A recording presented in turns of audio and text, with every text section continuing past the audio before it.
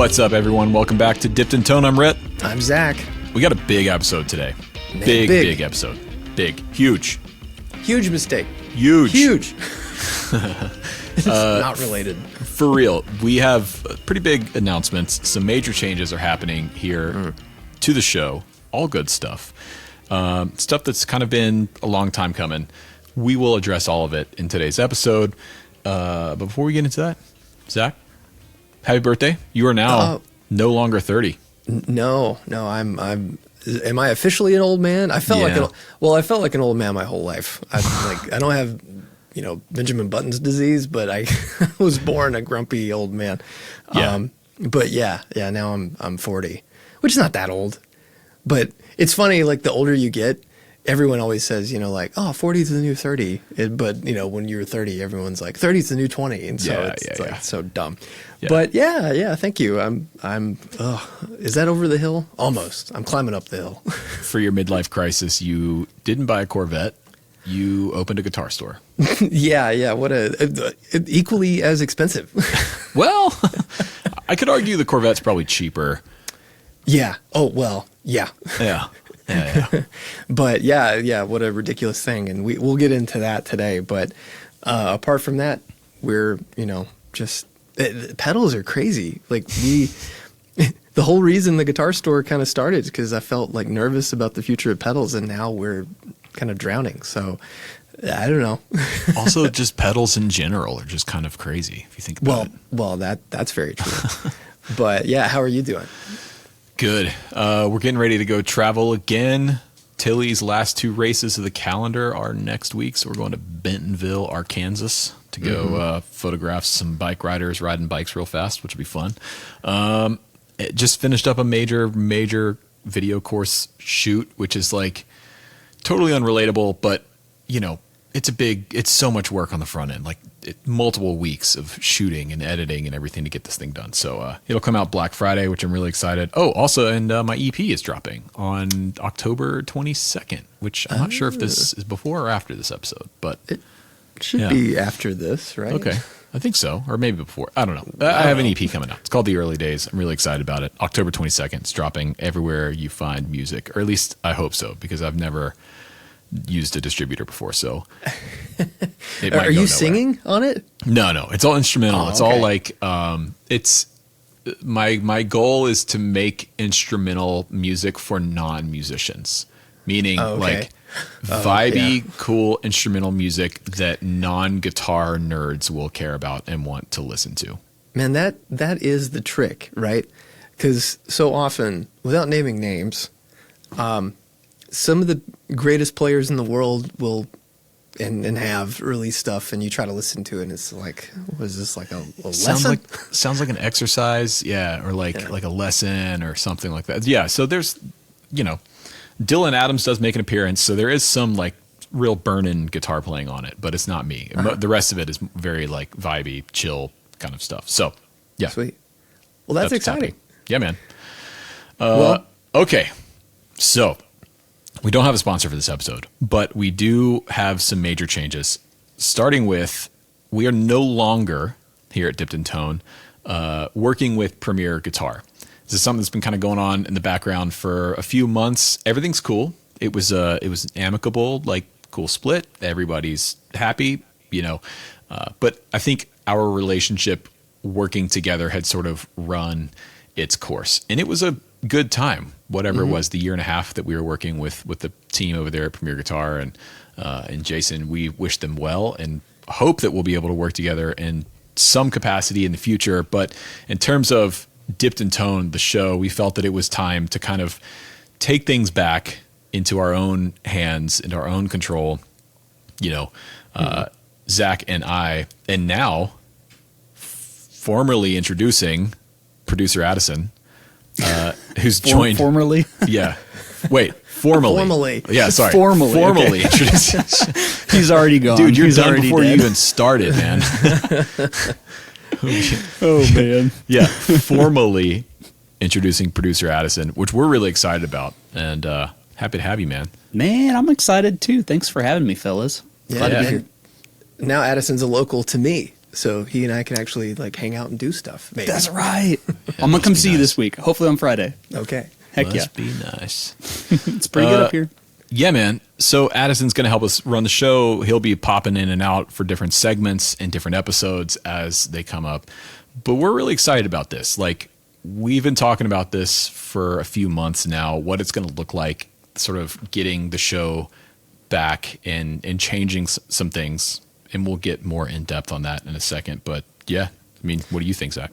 I think we kind of, like you said, we did everything that we set out to do with Premier Guitar, and just I think it also put a lot of things in perspective for us about what we wanted from the podcast, because I do think that initially they gave us a lot of like structure that we kind of lacked before, but now we've kind of learned and grown, and I think moving forward it's just going to make more sense for us to do it this way, and yeah, I mean, like you said, there's no hard feelings. It's just we've kind of like all the obligations have been fulfilled, and now we're just trying to kind of go back to a little bit to the way it was, but with more miles under our feet. Yeah, don't forget this whole thing started kind of as a joke Yeah. during the pandemic, where you would just be doing your live streams and I would on Instagram and I would crash your live streams. Then it was like, oh, what if we did a podcast, dude? And call it Dipped in Tone because it's funny. It's like dipped in shit or whatever. Yeah. And then now it's become a thing that we both do. It's like part of our daily lives.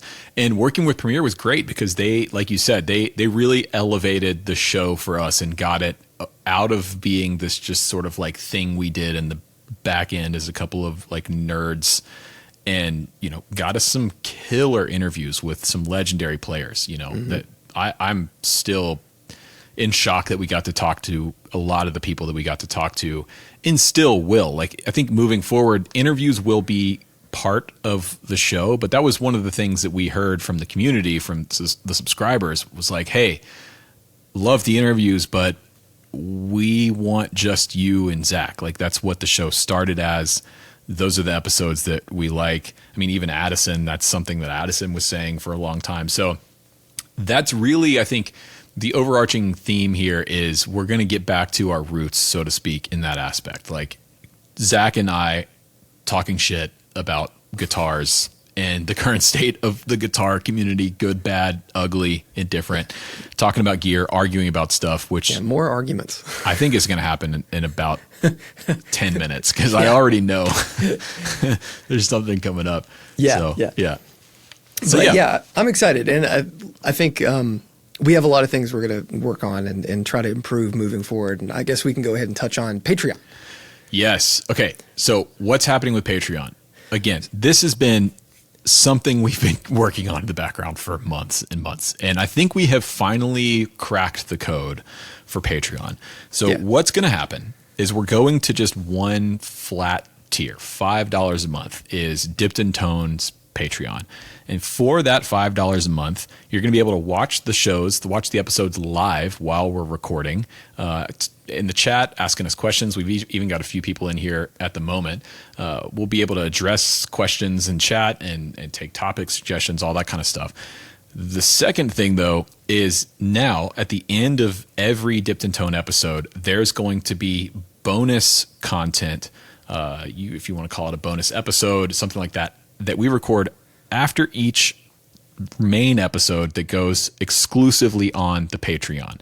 And because we don't have to worry about the YouTube algorithm and all that kind of stuff, we can, really let loose and let our opinions fly. Within reason. Yeah, of course, of course. So anyways, that's what's happening. One tier, you can check out the episodes live while we're filming, and you get access to the bonus zone, if you will, after each episode. And yeah, and we'll I'll still have some of the coupon codes for Mythos, and all this is going to eventually show up on the new dippedintone.com. We're going to build that. Hopefully have swag. There'll be discounts for Patreon supporters on there as well. So we're going to try to simplify it, make it a little bit more deliverable. But I think having the little added stuff after the episode is going to be something easy for us to consistently do and deliver on, and something that everyone can enjoy and feel like they're more a part of the community, because that's ultimately what we want. We want everyone to be involved in chatting and hang out with us, because this is why we do this. Yeah, the community aspect is huge here, because I think more consistently than anything else, when I meet people out in the wild, whether it's at a guitar shop or at NAMM or whatever, the one thing I hear more than anything is love Dipped in Tone, love the podcast, which is really cool, because the community side of this is a huge reason why we do it. It's really cool to be able to connect with people that like the same things that we like and want to talk about the same things that we want to talk about. So yeah, that's the idea behind the Patreon. We're really going to put a lot of effort into growing it. And so if you want to support us in the new Dipped in Tone, I guess this would be 3.0. If you want to get it that way. 1.3, I don't know. Whatever update we're on. We got new updates rolling out. Anyways, Dipped in Tone, or patreon.com/Dipped in Tone. Link is in the description. Yeah. Yeah. So one of the things that's going to happen on these, all this and all future episodes, is a little bit more of a segmented, regimented thing that we can do every week that you guys can look forward to, just like dipping a rig, which we're going to get back to doing more consistently. But Rhett had a great idea of talking about reverb listings that you guys either have, in certain instances, maybe it's just something that you find that's going to be great for us to talk about. But Rhett, do you want to break down this idea? Yeah. So this started from, if you're like us, you probably have some friends that you send reverb listings to for different reasons, right? Like one might be, oh, dude, check this out. This is kind of a cool deal. I've been looking for one of these. Another might be, can you believe what this guy is asking for this thing? Another might be, dude, this is an incredible deal. I can't believe nobody has snapped this up, or I know you've been looking for this or whatever. And Zach and I have done this in the past, and it's always a fun sort of jumping off point for discussion. So what we're going to start doing is rating your reverb listings. So what we want you to do is send us your listings of whatever gear you're selling. It should be guitar related, right? I mean, yeah. I would love to sit here and talk about summing mixers on all day long, but I don't think, well, Addison would probably care, but I don't think Zach would care. I don't know what that is. Yeah, exactly. So guitar related reverb listings, it can be an amp, a pedal, it can be guitars, it can be cables, it can, whatever you are selling on Reverb, send us your listing, and Zach and I are going to look at it, potentially roast it, potentially praise it if we think that you're doing the right things, potentially highlight some gear that I think is flying under the radar that a lot of people don't know about, and then give you a rating. Mm-hmm.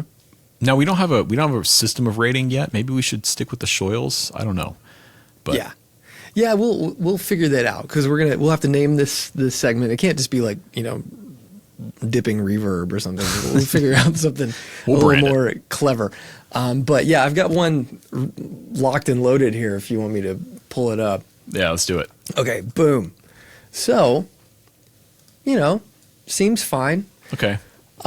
Wait, so for audio listeners, what are we looking at here? So on this, we've got a 2008 PRS DGT Dave Grissom model with the 10 top in Cherry Sunburst, priced at $4,000, free shipping, and it's just outside Nashville and Old Hickory.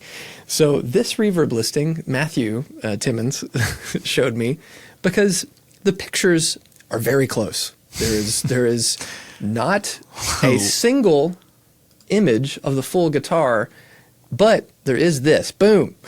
Oh, dude. Okay. All right, go back. Okay. So a couple of things first off.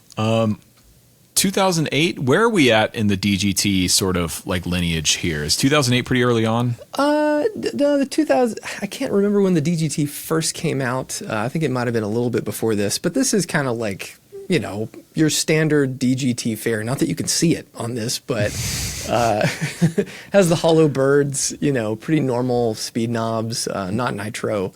Also, the neck pickup is reverse. Is that stock or is that the Oh, Peter that is Green not mod? stock. Yeah, That's so Peter Green. Yeah, let's read the listing here. So PRS DGT first year. First year, so I'm wrong. Okay, My you should bad. have read the listing, Zach. I mean, I don't know what to tell you. I'm doing my best. All right, PRS DGT 2008 10 top. David Grissom trim in Cherry Sunburst in super clean condition for its age with very heavily figured top. Not all tin tops are created equal, according to whoever this is. Minimal wear and scuffs. Great looking, great playing, great sounding. I'm only selling to help fund a private stock. Killer guitar. I don't believe you'll find a cleaner first year DGT made when tin tops were true tin tops. Whew, okay. Pre-wood library.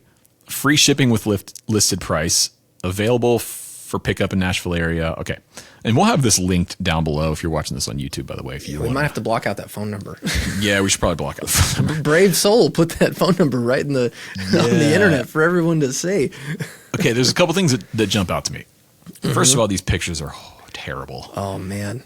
It makes me think that he's hiding something on the heel of the body, like where the strap button is. Because, oh my God. They're so close. All the pictures are like, what part of the neck is this? Every picture is just super. Wait, what fret do we think that is? Go back. I think that's the 3rd fret. I think that bird is on the 3rd fret, but that's only right. because I know the birds. Showing the fret wear. And yeah, here's the last one. So you get some of that top. Oof. Guys, y'all got to take better pictures than this. Like, especially if this is an expensive guitar. You're asking $4,000 for this. Mm-hmm. And in your listing, you're talking about how, like, you know, this strikes to me as like a Facebook Marketplace ad for a middle of the road, like V6 Camaro that a guy bought in 2006. Sure. And it's like a, you know, no low ballers. I know what I got kind of thing. That's kind of how I'm feeling about this. Yeah. What do we think about the price though? $4,000 is a little, I mean, it's a first year apparently. These were nitro, I believe. A lot of these suffered from like really bad checking and like just finish problems. And this one doesn't have that. So that's good. Didn't mention that flipped neck pickup, but I think, I don't know, for me, it also looks like in that picture that those pickup rings are different colors. Oh yeah. To I just me. noticed that. But I don't know. It seems a little rich. It is a 10 top. And see, the weird thing about PRS is everyone kind of equates it to the current like equivalent model's price, which is PRSs have gone up. And I think in the grand scheme of things, they're still like a relatively good deal for how nice they are. But I think it's a little steep. But if you want this, you just gotta just put it on a stand in your backyard, mow the yard, put it on a stand in the backyard on a cloudy day, and just take some pictures with your phone. It'll go so much further to getting this thing sold. And never, ever, ever have a body part inside. Yeah. Okay. So I've never understood. Is the reasoning for covering up the serial number so that potentially someone couldn't like counterfeit the guitar and take your serial number and put it on the guitar? that's what I assume. I mean, I don't see any value in covering that. I mean, because you do need to see the first couple numbers and then the 10 for the year and the 10 top. But yeah, who cares about like what the serial number is? I don't know. And yeah, definitely got, I don't know. There's something about seeing any sort of fingernail or toenail in any image on the internet that's, you know, not on like a beauty website or something. You're not looking at a Cosmo website here. This is a guitar listing. So never, ever, ever, unless you have really well manicured fingers. Even then, like, yeah, but I think, so we'll have to come up with some kind of like criteria here. I think the first thing on our list is no body parts in the listing. Parts. Yeah. What would you pay for this? Let's say you're jonesing for a first year 10 top DGT. And you're going to go meet this guy in Old Hickory. What's your offer? Man, I think it's been a while since I've looked, but I feel like a guitar like this, I'd pay no more than $3,000 for it. And that is with if that is indeed the original pickup on the neck. Does it have the original case? I don't see that it does. It might. And all that stuff for, you know, a guitar like that. Because the messed up thing about PRS and the thing that holds true about this company is everyone wants the newest one because they are like, they keep evolving and making the better. So the older ones, unless they're super special, kind of don't hold the same value, even though, you know, to everybody who has one and selling one, it's obviously, you know, very valuable. But that's every guitar ever made, you know, anybody try and sell it. Yeah, that is an interesting. It's like the model year approach, like to a car. Robbie here in the Patreon chat says, I think the other thing folks are worried about is someone reporting the guitar stolen using the serial number, and that's a good point. I did not think about that. Okay. Yeah. Yeah. I don't know. Okay. I tend to not worry about that stuff because like it's not. I don't know. It's not stolen. I mean, you could fake it. That's another thing too about having like showing a serial number on the internet. People could like spoof a listing, maybe not on Reverb, of course. Like they're way more diligent and check into these sort of things. But someone could take images and like put it on Facebook or Craigslist and try to swindle somebody, and so maybe it's a good thing to cover. Okay, so maybe it's a good thing. All right, I stand corrected. Just don't cover it with your thumb. Yeah, put some tape, like this painter's tape on it. There you go. Please. Okay, I'm not a PRS guy. I don't have a lot of context for this. I mean, I love David Grissom's playing, and I've enjoyed some of the DGTs that I've played in the past. I think 4 is a little rich. I think you're really leaning on someone hoping that this is going to be like a collectible thing because it's a first year. And I don't know. I don't know that plays in the PRS market. I think I'm with you, Zach. I think I'm at like 3. Yeah. 3 for this. Yeah. So there you go. So cool. Be sure to hit us up, send your listings to dippedintone@gmail.com and we'll check it out. Yeah. We're going to treat this sort of like dipping a rig. Send your listing. We don't need a whole lot of information because your listing, if you've done a good listing, should give us the information that we need. But who knows? Maybe it won't be. And maybe we'll come up with some kind of like 3-tiered rating system, like yay, nay, something indifferent. We'll work out the rating system. But there you go. Rate my Reverb listing, episode 1 in the can. Cool. All right. Yeah. So let's talk about this guitar store. Oh man. What are you doing? What am I doing? So in May, and I feel like we've talked about this a little bit, but in May, Matthew came in my office and we were just kind of, I think the whole guitar pedal industry has experienced wild ups and downs this year. And that's true across like every builder I've talked to, regardless of size. People have said this year has been just a complete roller coaster. So we were in one of those lows, and me being probably one of the most worried people on the planet, I was really down and worried. And so Matthew said, hey, what would you want to do every day if you weren't doing this? And I just said, I want a guitar store. That's what I would love to do. So we dove into it, and we did all this in about 4 months, which is insane. And yeah, we had our first opening day yesterday on October 8th, and it was interesting. It was different than what I expected. We had a lot of people come by. Didn't sell quite as much stuff, but I think that's just because things are still propagating on the internet. But yeah, I think our hope is to deliver something that doesn't really exist in Nashville, the high-end boutique guitar store, which I think there are lots of those all over the country. But Nashville, there's high-end vintage and really great normal.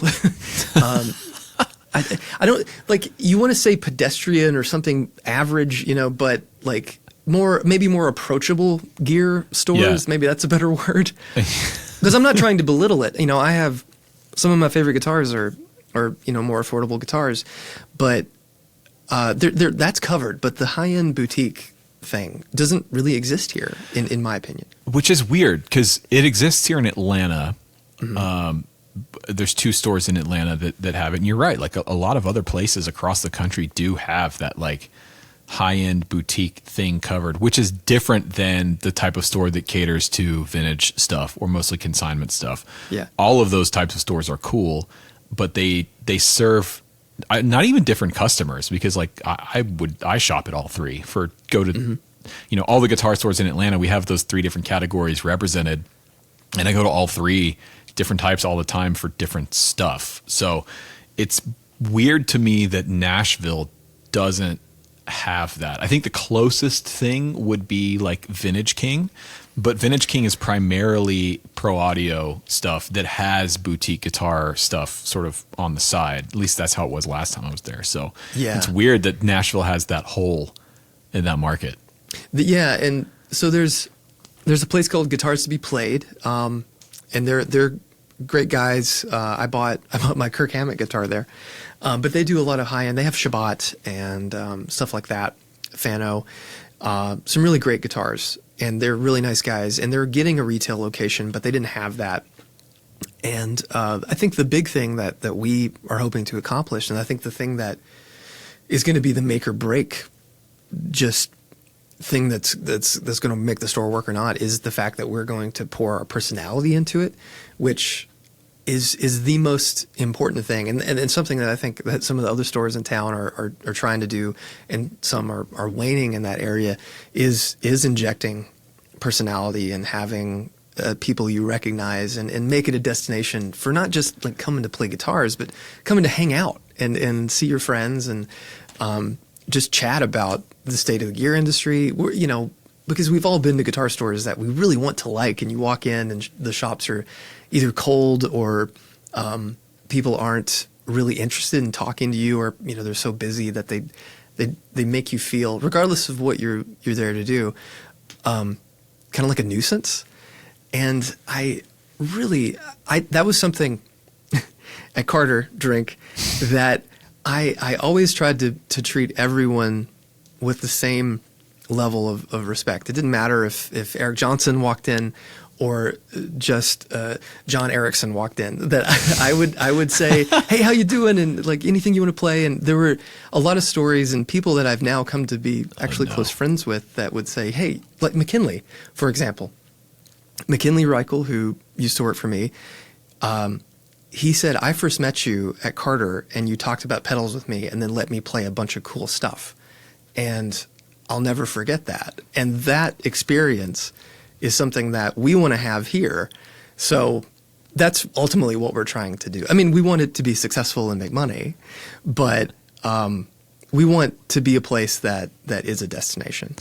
Yeah, man, I have a story like that. My friend Benjamin Forehand, who I now know super well, longtime Atlanta guy, now lives up near y'all in Nashville. But Benjamin's like one of the best guitar players I've ever known. And I met him 12 years ago. There used to be a store in Atlanta called Boutique Guitar Exchange, and Ben was like the dude there basically. And this was right when they were the first store in town, I think, to get JHS.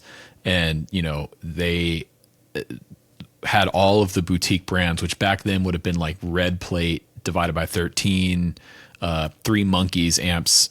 And I remember going there, and Ben didn't know who I was at all, but I met him there, and I was just learning about all this stuff, and he was super cool and took the time and showed me, all these different pieces of gear. And yeah, it does matter, especially for the younger or the more beginner player. Like, this world is really intimidating for someone who's new because there's so much information out there. There's so much to learn. It can be really confusing, and it can be really gatekeepy and judgmental and icy, especially online, but even in stores. Like, there's one store in Nashville I won't mention that even 5 years ago I went in and had a horrible experience with the owner, where literally the guy, you probably know the store I'm talking about, but the dude just was straight up telling me, "That's not for sale. That's not for sale.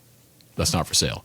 Yeah. I'm like, well, is this a store? What are you doing here? It's like, well, no, he didn't think I was qualified or looked like I should be looking at vintage Marshalls or something. Mm-hmm. Like, it was a horrible vibe. And as a result, I will never step foot in that store again.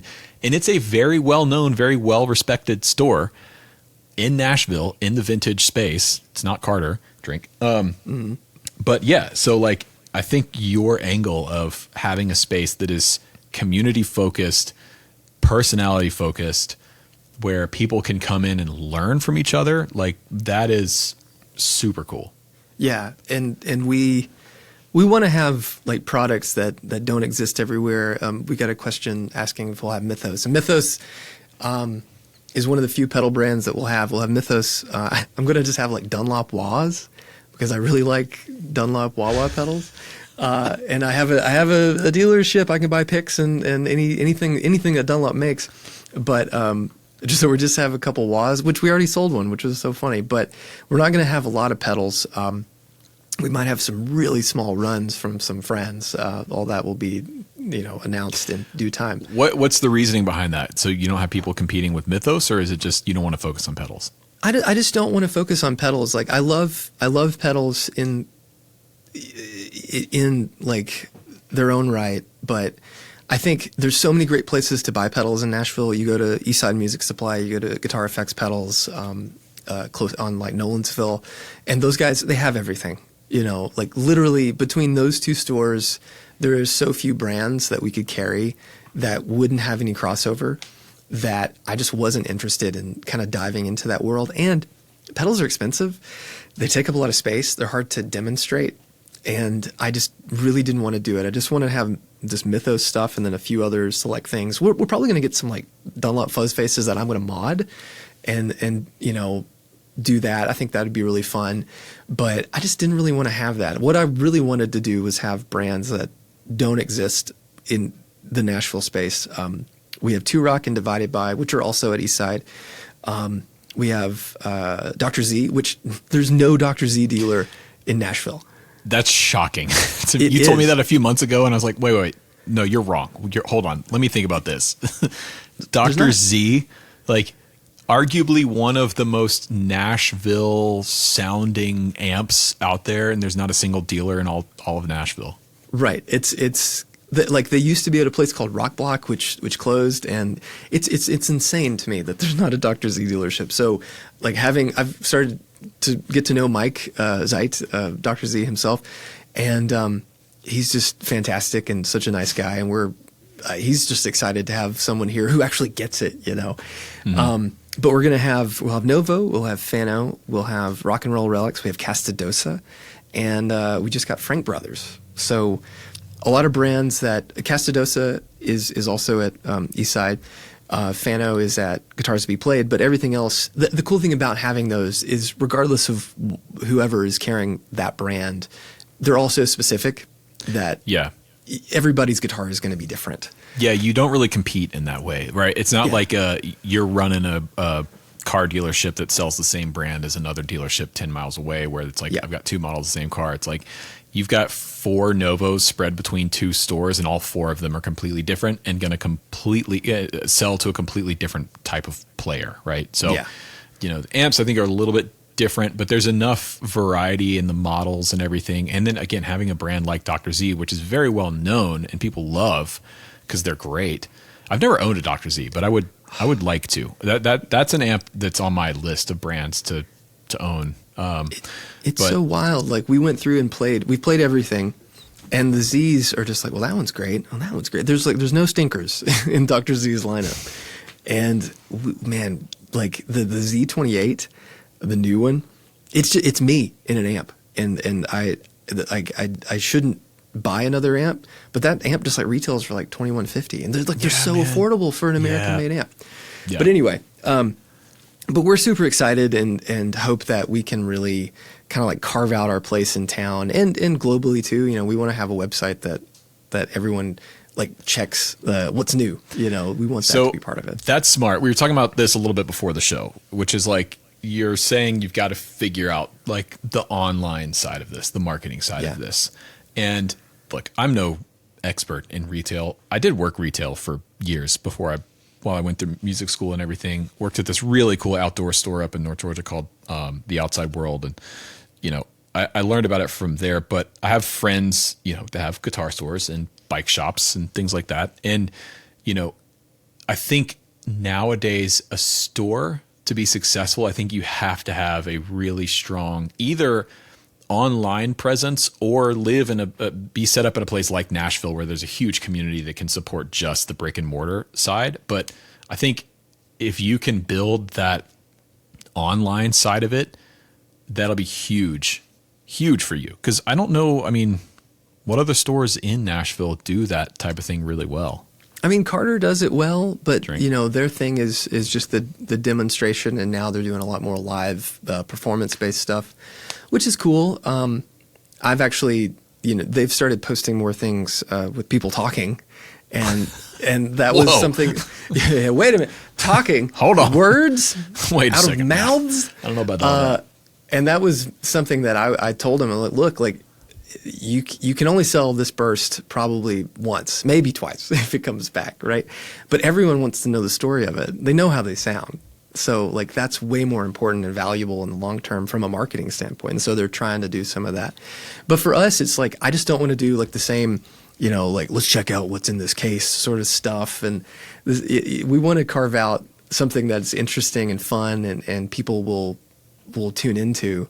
But we don't quite know what that is. And really it's difficult because this front room, Rhett's seen it. The Dr. Z's are now in the middle of the room. For us to like take photos or do video, we have to move everything.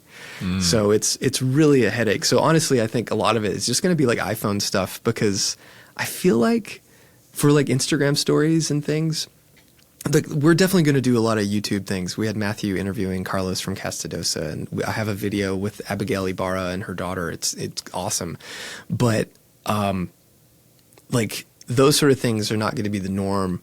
So we're trying to figure out what we can do quickly and with some sort of repeatability that is interesting and captivating for people. So it's all going to be a journey. But anybody watching, please let me know what it is you want to see or what you think, like stores should do, because I'm open to all ideas. Yeah. What makes you want to shop at a specific store other than inventory, like what they have for sale? Like, why would you choose one store over another? Is it what they post online, how engaged they are online, or is it the community aspect, the people that are there, and how welcome you feel when you're there? Like, I imagine it all plays a part. Yeah, I can't wait to check it out, man. Coming up in a couple weeks, and we're gonna, you already sold an amp though. You sold a 2-Rock yesterday. We did sell a 2-Rock, so that's great. But yeah, we're real excited. So we'll see how it goes. But speaking of amps, and you guys want an argument, we're about to have one. So Rhett and I had a deep discussion the other day about an amplifier that came out recently. I haven't told you this. I'm not gonna say I got mad at you, but I got pretty fired up at you.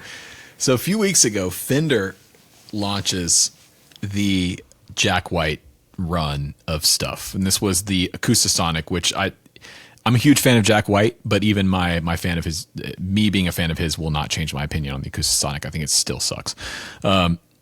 The triple caster, right? Is that what they were calling it? Yes, I think so. Which I thought was really rad. I understand why people think that guitar sucks. Like, I can understand, Zach. You don't like that guitar at all. I don't mind it. I think the fretboard's way too pale. Okay. Well, but like the weird layout and the thing, I think it's super cool. But I'm more into that than this other thing. Okay. So the amp, the Panoverb, Fender Panoverb. So a little background, if you didn't catch this, if you're not as much of a nerd about stuff like this as I am, Fender and Jack White teamed up to create an amp that I think is genuinely one of the coolest things that Fender has done in decades, okay? It is a combo amp with a 15 and a 12. It has basically a Fender spring reverb tank built into the chassis with the preamp and everything. Has a really unique preamp style overdrive sound.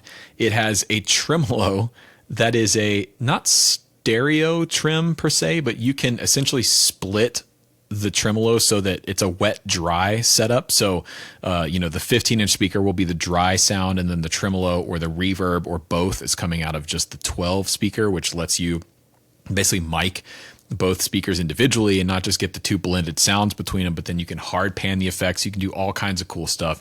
It sounds sick. It's got these amazing features that Fender's never put into an amplifier before. It's all analog, all tube, and Zach doesn't like it because of the color on the logo. And I was like, oh my God, dude. Yeah, I sent you the thing as soon as it launched, and I was like, have you seen this? Holy shit, this is amazing. You're like, oh, dude, that's so ugly. This sucks. I hate it. Well, okay. I agree with everyone that it sounds great, and the feature set is good. It's so much smarter having that reverb after the preamp instead of before, like the Vibro King. It's dumb. It's dumb to have a reverb there in a modern amp. But I do think that the aesthetic of it is so ugly, and I'm going to prove my point because I photoshopped. Well, hold on. What? Explain before you show your little art project here. What? What about it do you think is ugly?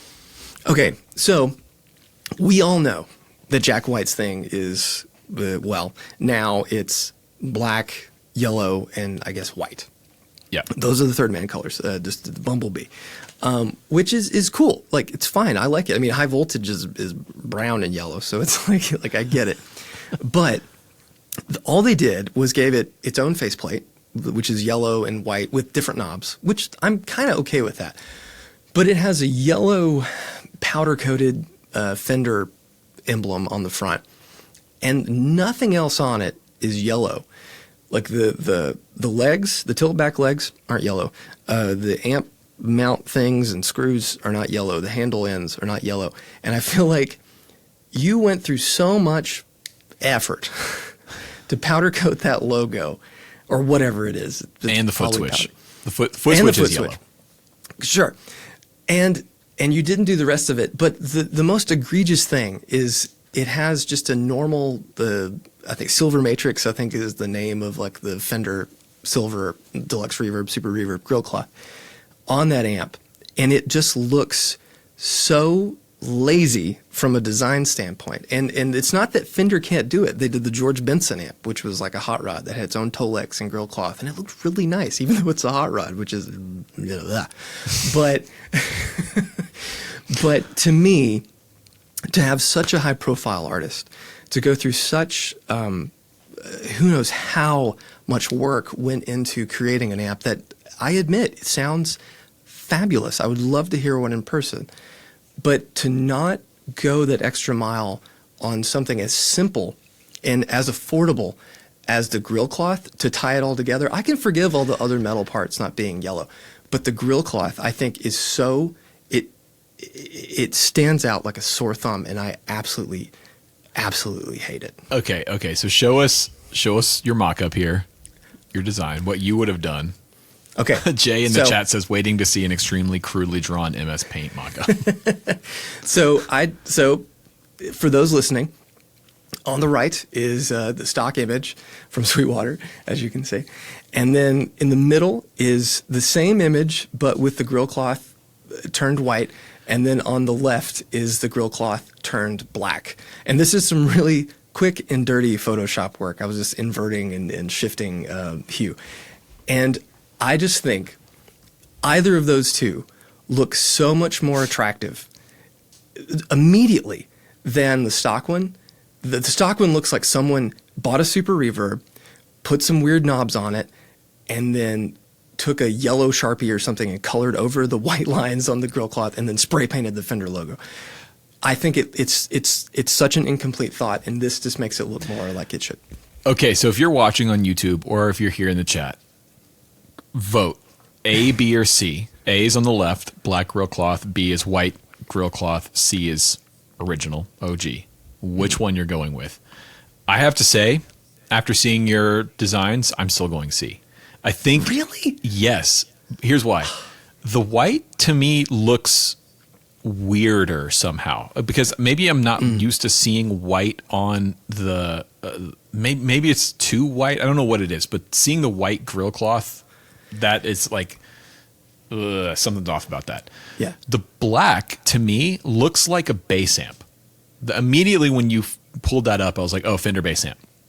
That's What's because wrong with I that? think because it's not a bass amp, it's a guitar amp, and it doesn't. Some of the fit most famous Fender guitar amps were bass amp. Yeah. But they also didn't have black grill cloth; they had silver grill cloth or the silver matrix. Wow. I could Oxblood. I can understand the black grill cloth. To me, it looks like a solid state Fender Rumble special edition thing that they did with someone who likes yellow stuff. I just think the silver one is cool. I think I see what you don't like about it, which is that the silver Fender grill cloth has a little bit of green in it. Or is that just this picture? Well, no, I got one right here. Hold on. It's got a little color to it. Yeah, no. This is going to be my shill, but It's slightly tinted. yeah. So this has like a greenish, like tint to it, and I think that's what's clashing with the yellow. To me. Mm-hmm. Although now that I know this bothers you, I'm going to pull this Fender logo off this Princeton and spray paint it yellow. Just do it real shitty too, just all straight yellow. No, I get it. This is just me, and this is like, if once you know me, like Morgan, as an insight into my just completely twisted brain. One time we were driving around right after we moved to Hendersonville, where we live, and there was like an orthopedic surgeon or something that had a sign on their building, like big, they paid a lot of money for this, and it was just like, not even Helvetica, it was just like Arial Bold or something was the font choice, and they paid money to turn that into individual lettered signs, and they paid someone to bolt that to a building. And I just thought, my God, the complete lack of effort. Like, right. There's no thought. And this feels like a better version of that. I can't stand it. And But objectively, there was a lot of effort. The one detail we didn't talk about that I think a lot of people miss is there's actually two they added on top of the amp. There's a red arrow that points to the power switch. You can kind of see it top right corner. Okay. It's like in the Tolex, there's a red arrow, and Jack was like, we basically told you, because we all know the thing of you run your hand along the back of a Fender amp to find the power switch and the standby switch. So there's now, or maybe it's not red, maybe it is yellow, but there's an indicator basically where the power switch is on top. So that is a little bit different. Also, the logo itself, punch into the logo there again on the. Yeah, it's flat, which is something they've done before. That's an older sort of thing. It's not the kind of. Oh yeah, no, I mean the actual logo, like the Panoverb. Oh, go to the white one over there. Yeah, like that's a great looking logo with the third man sort of like Tesla coil thing on top. Like, I just don't like it. But okay. Aesthetics aside, though, you admit that the amp itself is rad. Oh yeah. Okay. Yeah, because that's what made me mad when I first texted you the thing. I was really excited about it, and you didn't say any of that. You were just like, "Oh, it's fucking ugly, dude." I think it sounds really good. I really do. I've watched a lot of videos with it. I've tried to give it more of a fair shake. Like, I haven't seen it in person yet, so that might sway me. But I've watched some other videos, and I thought, oh man, no, I think I might like it. And then I realized, they just had some like really heavy RGB lights like beaming on this thing, changing the color of it. I don't know. I get what you're saying about the bass amp and stuff. I just think it just doesn't do it for me in an aesthetic. And like we've talked about it so much, rock and roll, it's aesthetic. And Jack White, like I've met him before, and he was not in his Jack White he was just in like street clothes, and I didn't know who he was because he didn't have his thing going on. And this to me feels devoid of Jack's thing. Somebody told me he's like really into baseball and plays like in a beer league baseball, like a travel baseball team, like and is like obsessed with it. A buddy of mine. I know that he's an interesting guy. I know that he, like, Morgan had a friend who sang like background vocals or backup vocals with him, and like his gift after tour was like a couch. And like this girl was at home, and then just a giant couch showed up. And she's like, "What am I supposed to do with this?" So, but he's a very nice guy. He's very nice. So I very, very much so am into this amp. I am trying to get one. I'm on the list for because of course the first round of these sold out immediately. Yeah. And so I pulled some strings at Sweetwater and got my name on the list for the second round to buy one. Isn't it really loud? Oh, hell yeah. Yeah, how loud man. is it? I don't know. Hopefully too loud. Okay. I don't know. I actually don't know how loud it is. I just was so into the whole idea and the aesthetic. It's so cool. The layout is so cool. And you can tell, hearing Jack talk about it in the video he did with Fender, he's genuinely excited about this thing and all the little details. Like he talks about how the foot switch, which is also yellow, they changed where the cable comes out of the foot switch. So it comes on the side, because he said, most of the time this is going to be sitting next to your pedal board, and every Fender foot switch has the cable coming out of the top, which means it kind of is hard to route around. Like a lot of thought and detail went into this thing. It's pretty expensive. A lot of people were shitting on it for that, but dude, I don't have a problem with that. It's like, look at what this amp is and what it does, and how, and I believe they're made in America, right? They're made in California. Yeah. That's the thing. And should we dive into that? Well, how long have we been recording here? We'll dive into that on the bonus, on the Patreon episode. We'll talk about, because you and I I have some thoughts about that whole thing. Sure. It's like as soon as anything comes out now, it's automatically everyone's up in arms about the cost, no matter what the cost is. If it's not expensive, if it is expensive, it's Wow. All right. So you got a shill. Let's dip a rig. Oh yeah. And then we're not getting rid of rig dipping. No, we're going to try our best to bring it back. If you're a Patreon supporter, send us your rigs, because we would love to. And good pictures, please, because we got a lot of submissions recently, and y'all need listen.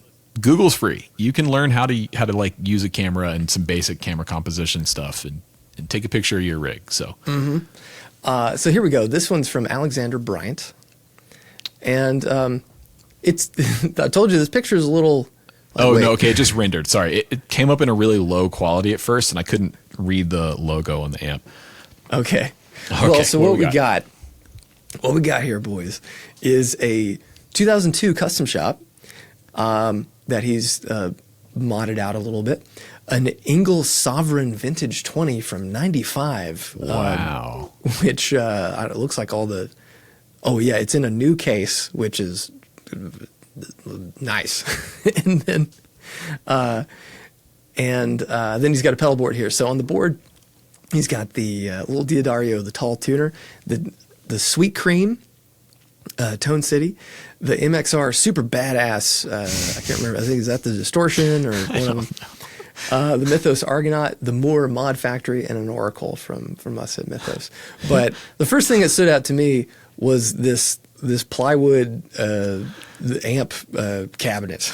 Before we talk about that though, who at MXR was like in a meeting one day trying to brand this pedal and went, hell, man, if we call it super badass, man, it's pretty sick, dude. There's more than one with that name. So I don't know. After our whole discussion about branding, how does that not make you mad? You get mad over the yellow Fender logo against the silver grill cloth, but to me, that's worse. It's lame, but I don't know. It doesn't bother me as much because aesthetically it's okay.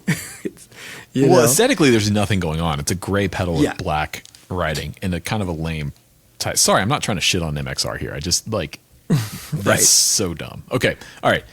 Engel in the custom case. I don't think I've ever played an Engel amp. I've played a Fireball, which is like a high gain, heavy. Are they not all high gain? They do some more traditional things. Now, I'm not sure about a Sovereign Vintage 210. Let me give this a quick Google. It looks like an acoustic amp because it has like a sort of brassy control thing. I don't know. It's got a clean crunch, soft lead, heavy lead, channels, independent volumes for them, multiple masters, reverb, 3-band EQ for 2. It has too much. It has it's a 18. Lot. There's 18 knobs on that, and at least 4 switches. No, 6 push buttons. What are those? Yeah, they're buttons. Yeah, there's like 1, 2. There's 6 push buttons. That's a lot. This is too many knobs. This is the same thing that Mesa Boogie has, where there's just way too much going on the front panel. Right. The cabinet's cool. It's a custom, homemade cabinet. You're gonna get some points for that. I respect that. At least it looks homemade. Oh yeah. And that's okay. Yeah, no, that's cool. It's fine.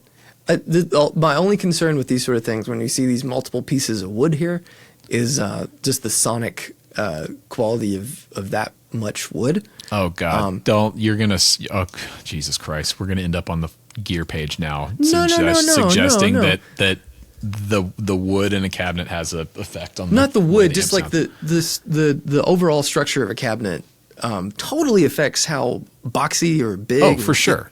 Yeah, that. I'm just saying you're gonna trigger all the like anti-tone wood people. There's no amp tone. Well, see, I'm Baffle not has a just, tone I'm just wood. saying. Baffle has a tone, but no, I don't mean that. And for the record, I agree with you. By the way, yeah. So okay, guitar. We completely skipped over the guitar. It's 2002 R9. Mm-hmm. Cool. It looks nice. It's got some like amber pickups, the German PAF company. Looks nice from the angle. 2002, so it's 22 years old, man. Yeah, man. It's 3 years older than my my R9. It's interesting how like the little Or details younger. they've sorted out. This looks like it has a retainer wire spring on the ABR1, which the 59s never had. Some little things that they've really kind of sussed out. Are you going to deduct points because Alexander's not top rapping? No. I don't top rap everything.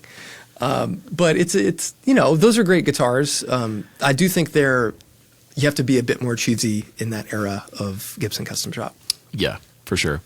Pedal board, it's cool, small, compact. Definitely got a thing going on with the mini pedals here. I think I am going to deduct points for the super badass, fucking sweet ass overdrive, man. Hell yeah. Distortion, sorry. Yeah, super badass distortion. Looks like it might be an MXR power supply under there, and I think Alexander, of all the things that you need to change ASAP, MXR's power supplies, I love their pedals, but their power supplies sometimes can fry stuff, in my experience. So, and they're not isolated, are they? not all of them. Maybe the new ones DC are. brick. The old Yeah. DC bricks are definitely not. Yeah, but- I would agree with you on that. Get a better power supply. I'm partial to chalks overall. I Yeah, like the chalk chalks are stuff. great. Strymon stuff's pretty good. The one spot, like not the wall wart, but the CS series, their actual like pedal board power supplies are really nice. Yeah, they're great. All right. Okay. Here's the thing. I don't know what that amp sounds like. I have Sounds like no everything, Rhett. Yeah, and that's a problem because when you have an amp like this or like a Mesa, Boogie, Lone Star, or Stiletto or something like that, they kind of do everything bad, in my opinion. Like I've played Lone Star combos before as backlines, and a good friend of mine has had one for years. And first of all, it's the heaviest amp that's ever been created by humankind. Like, I don't care. Marshall Full Stack, whatever, is not as heavy as a Lone Star 212 combo. And they don't sound good. They don't have good cleans. The overdrive sounds weird. So this is not a Lone Star, obviously, but I'm a little thrown off by the front panel. I think, to me, this amp looks like it would be hard to get a good sound out of. You very well probably can. But I love the Les Paul. Yeah. Good year. Great call. R9. Swap out your power supply. Maybe get a little bit bigger board on there just to give yourself some more space. Work on your cable management a bit. I'm going to give this a 6.7 Shoils out of me.